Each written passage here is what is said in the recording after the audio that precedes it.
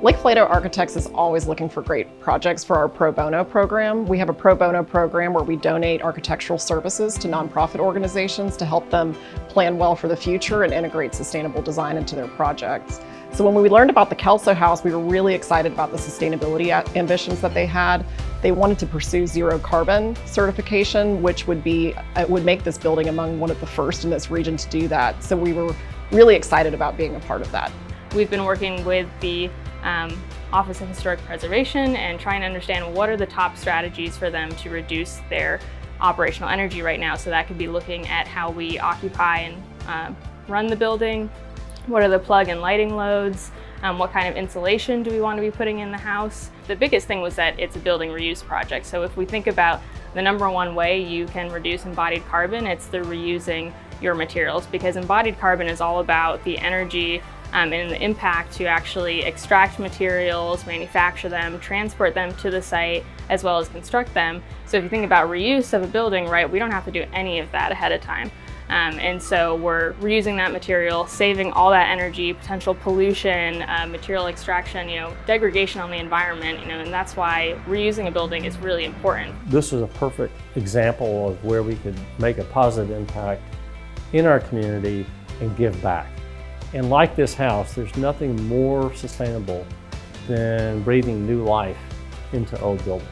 That's the most sustainable thing you can do, is to not tear down a building, but to breathe new life into it. We needed a team to focus our goals and what we were looking for in the final product. We surveyed several firms, and Lake Flato was by far and above the best of those firms. As the project manager for the Will Smith Zoo School, really appreciated the communication and constant contact I had with Heather and her team at Lake Flato.